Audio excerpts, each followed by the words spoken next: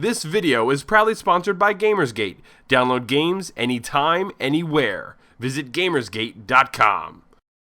Right now, ElderGeek.com fans can enjoy a 5% discount on purchases at Gamersgate using promo code IAMANElderGeek.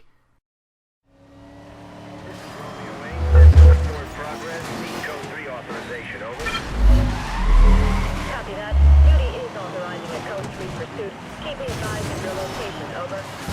10-4, that was 1151. The Need for Speed series has been around for almost 20 years, and through that time, one thing has been made abundantly clear. Quality isn't always guaranteed.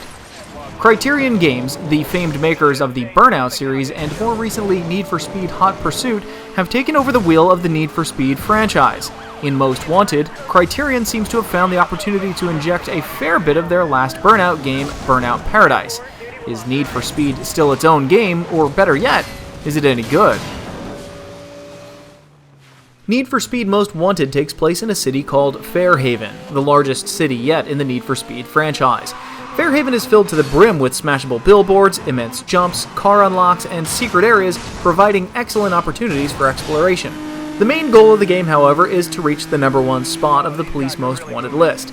Every event you complete or collectible you find grants you speed points that accumulate into one overarching pool. As this pool increases, you unlock Most Wanted events in which you get to challenge one of your rivals and take their car in place on the Most Wanted list.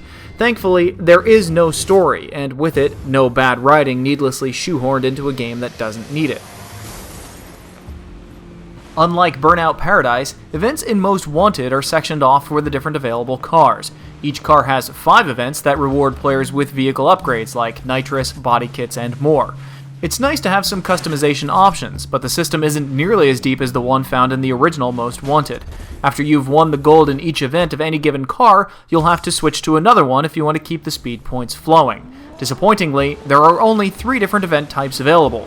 One is a simple circuit race, one has you trying to set the highest possible average speed while going from point A to B, and one trying to escape from an ambush by Fairhaven's finest.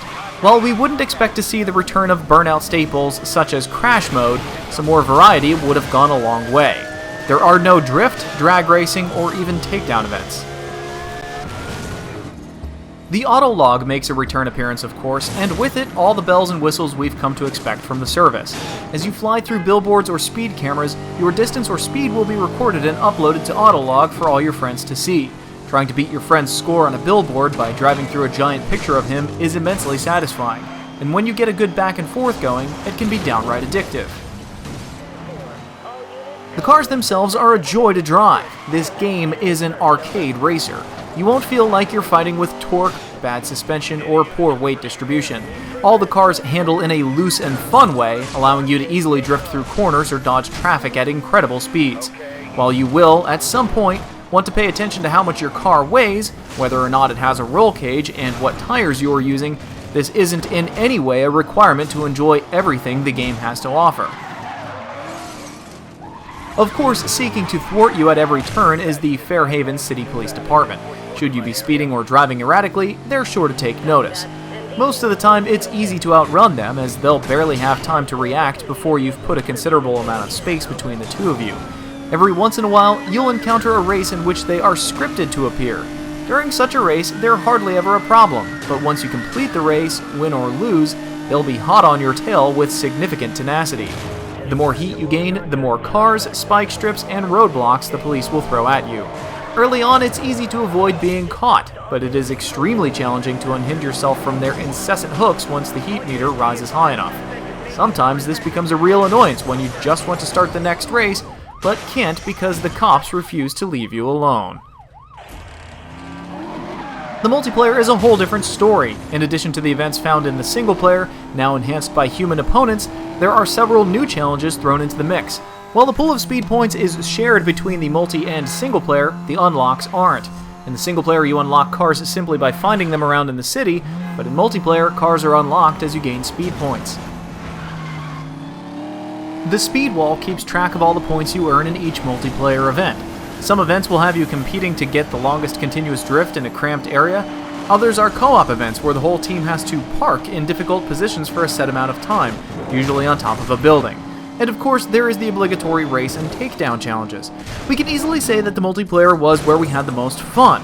With the great mix of competition and cooperation, the frenetic nature of the challenges, and the cutthroat tactics some players employ, it's a much richer experience than the comparatively banal single player.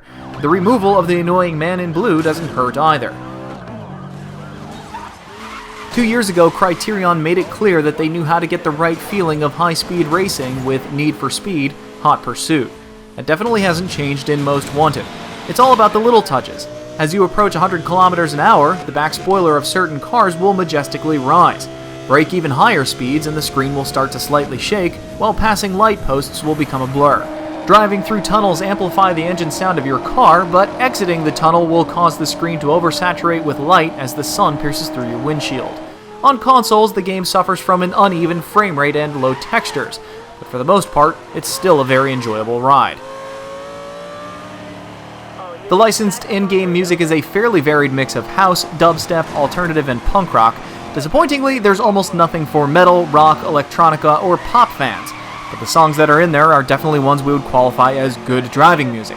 All the sound effects have been polished to perfection, and it's rare to hear licensed cars sound this realistic in an arcade racer. Need for Speed Most Wanted is a great arcade racing game that probably should have been called Burnout Paradise 2. Although, we wish Criterion put a little more time into the single-player portion of the game, gave the customization a few more options, and rebalanced the police chases to be less time-consuming. With a gamepad or racing setup, the PC version is immensely superior with a steadier frame rate and higher resolution textures. With the excellent sense of speed, the great community integration, and a fantastic multiplayer, we have no qualms about recommending Need for Speed Most Wanted for purchase.